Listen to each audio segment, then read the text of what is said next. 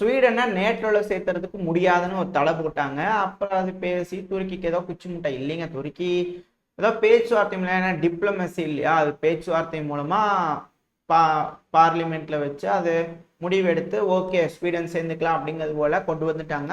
இப்போ ஹங்கேரி வந்து பார்த்தீங்கன்னா வீம்பு பிடிச்சிட்டு இருந்தாங்க. நம்ம கூட சொல்லியிருந்தோம் கொஞ்ச நாளைக்கு முன்னாடி ஸ்வீடன் வந்து பார்த்தீங்கன்னா ஹங்கேரியோட ஒரு டீலிங்கை போட்டு கிரிப்பின் ஃபைட்டர் ஜெட்ஸை கொடுக்கறதா ஒரு அக்ரிமெண்ட் சொல்லியிருந்தோம். அப்போ நம்மளே சொல்லிட்டோம், டிஸ்கஸ் ஓப்பனாக சொல்லிட்டோம், இதுக்கு மேலே என்ன நானே கூட்டு போய் சேர்த்துறவா ஸ்வீடன், உன்னை யாரும் தடுக்க மாட்டாங்க அப்படின்னு சொல்லியிருந்தோம் இல்லையா. இப்போ பாருங்க போட்டாச்சு, மீட்டிங்கை போட்டாச்சு, குழு ஓட்டாச்சு, எல்லாம் ஓகே.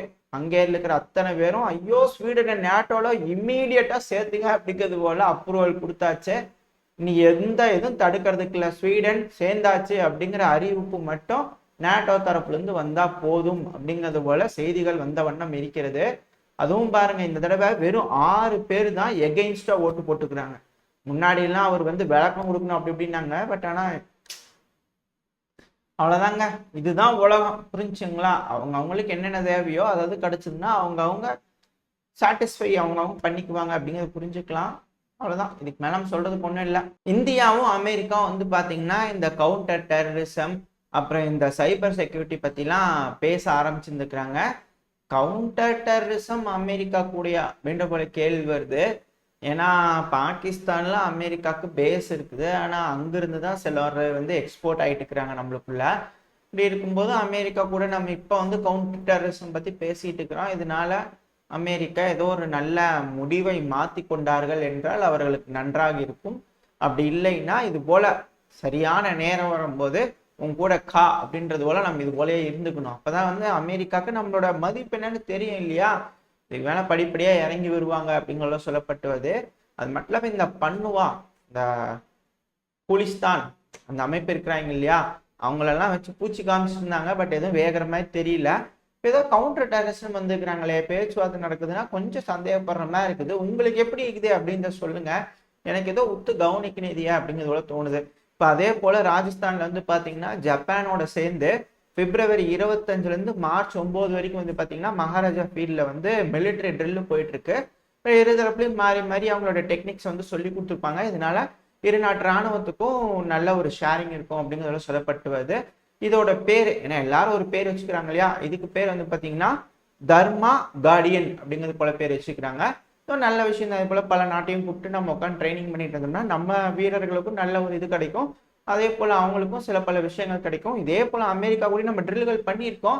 ஆனா இந்த கவுண்டர் டெரரிசம் பத்தி பேசுறதுன்னா எனக்கு கொஞ்சம் சந்தேகமா இருக்கு. இது கொஞ்சம் நோட்டிங் லிஸ்ட்ல போட்டு வச்சிருவோம். அடுத்தது நம்ம நேத்திக்கே பார்த்திருப்போம், இந்த பிரிக்ஸ்ல இருக்கக்கூடிய பிரி அப்புறம் எஸ் இது ரெண்டுக்கும் கொஞ்சம் இந்த பொலிட்டிக்கல் ரீதியா பிரச்சனை வரும் போல தெரியுது. ஏன்னா இந்த பொல்சனாரோ இந்த பிரேசிலோட முன்னாள் அதிபரா இருந்தார் இல்லையா, அதை வந்து பிடிச்சி ஜெயிலில் போட்டிருக்காங்க. காரணம் என்ன, இந்த பொது சொத்துக்கு பங்கம் விளைவிச்சிட்டாரு. அது மட்டும் இல்லாம சவுதி அரேபியாவோட கிரவுன் பிரின்ஸ் கிட்ட இருந்து சில பல நகைகள் வாங்கிட்டாரு அப்படிங்கிறது போல கேஸ் எல்லாம் போட்டுக்கிறாங்க. அவர் ஏதாவது கிஃப்டா கொடுத்துருப்பாரு, அதிபர் இல்லையா, எப்படி பாகிஸ்தான்ல இம்ரான் கான் அவர்கள் அதே போல இங்க வந்து இவருக்கு அப்படிங்கிறது போல தெரியுது. பட் ஏதோ ஒண்ணு அங்க பொலிட்டிக்கல் இன்ஸ்டெபிலிட்டி வந்துருமோ அப்படின்னு இருக்கு.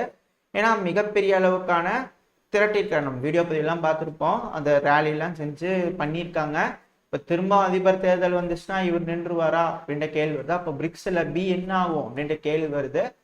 ஓகே, இது கொஞ்சம் பிரிக்ஸுக்கு கொஞ்சம் கஷ்ட காலமா இருக்க போகுது. இதுக்கு மேல இது எப்படி தத்தி தேத்தி மேல வராங்க அப்படிங்கிறது பொறுத்து இருந்து பார்ப்போம். இப்போ அடுத்த வந்து பாத்தீங்கன்னா யுஏனோட சீஃப் இருக்கிறால ஆண்டனோ கத்ரஸ் அவர்கள், அவர் தரப்பு இருந்து ஒரு ஸ்டேட்மெண்ட் வந்துருக்கு. என்னன்னா நியூக்ளியர் சேடோ இந்த ஹியூமனிட்டியை ஹண்ட் பண்றதுக்கு வர ஆரம்பிச்சிருச்சு, இந்த பூதம் வருதுன்னு ஒரு கதை இருக்குல்ல, அது போல சொல்லிக்கிறாரு.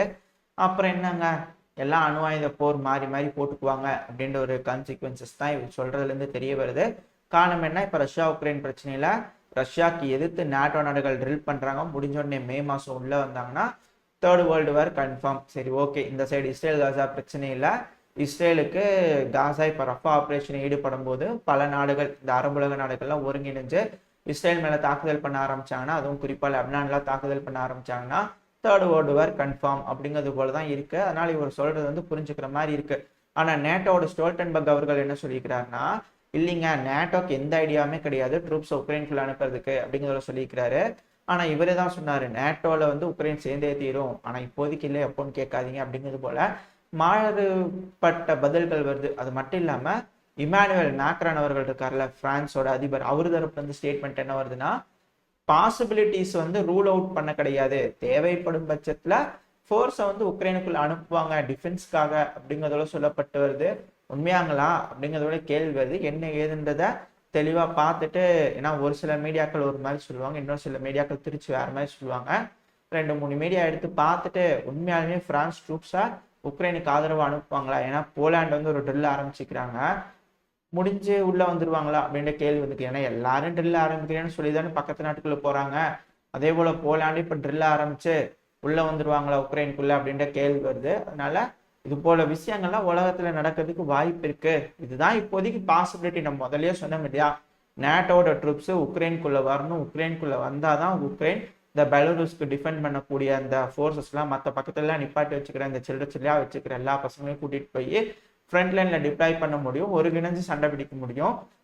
நேட்டோட ட்ரூப்ஸ் உள்ள போறது டிஃபென்ஸுக்காக மட்டும்தான். அதாவது அங்க இருக்கக்கூடிய இந்த பெலருஸ்க்கு மேல இருக்கக்கூடிய ஃபோர்ஸை ஃப்ரீ பண்றதுக்கு தானே தவிர மற்றபடி இந்த ட்ரூப்ஸ் எல்லாம் போய் ரஷ்யாவை அடிக்கணும் அப்படின்ற நீடு கிடையாது. இது ஃபர்ஸ்ட் ரூல். செகண்ட் ரூல், நேட்டோட ட்ரூப்ஸும் டைரக்டா உள்ள என்ட்ராயி ரஷ்யாவோட போர் பண்றது ரெண்டாவது ரூல். மூணாவது ரூல் என்னன்னா, நீங்க பாருப்பா நீ பூச்சிகள்லாம் உன் இடம், இதெல்லாம் வந்து இது சீஸ் ஃபயர் போட்டுக்கலாம், இப்போதைக்கு டெம்பரரியா போர் நிறுத்தம். இது மூணாவது ரூல்.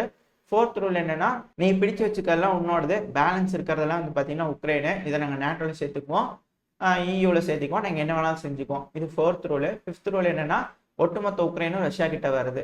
இது போல 5 ரூல் தான் இருக்கு. இதுல என்ன நடக்க போகுது அப்படிங்கிறது தெரியல, பொறுத்து இருந்தா பார்க்கணும். இதுல ஏதோ நடக்கும், அது நடக்கும்போது மிகப்பெரிய பின்விளைவுகள் நடக்க இருக்கா அப்படிங்கிறத பொறுத்து இருந்து பார்ப்போம். அது மட்டும் இல்லாம பல நாடுகளோட மெர்சனரிஸும் உக்ரைன் பக்கத்துல இருந்து உக்ரைனுக்கு ஆதரவாகவும், பல நாடுகளோட மெர்சனரிஸ் ரஷ்யாவுக்கு ஆதரவா இருந்து ரஷ்யா பக்கத்துல இருந்து சண்டை பிடிச்சிட்டு இருக்காங்க அப்படிங்கிறதோட சொல்லப்பட்டு வருது. இதெல்லாம் வச்சு பார்க்கும்போது ஆல்ரெடி ஒரு மினி தேர்ட் வேர்ல்டு வார் நடந்துட்டு இருக்குது.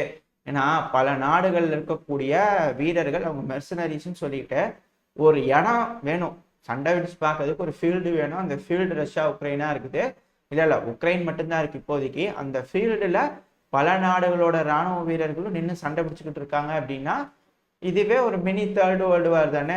நான் படிப்படியா போய் நியூக்ளியர் ஷேடோ வருதுன்னு இவர் சொல்றாரு இல்லையா ஆந்தனோ கத்ரஸ் அவர்கள், மேட்ச் பண்ணா கரெக்டா தான் வருது அப்படிங்கிறது போல இருக்கு. இதோட இந்த பதிவை நம்ம முடிச்சுக்குவோம். இந்த பதிவை பத்தின உங்களோட கருத்துக்கள் என்ன?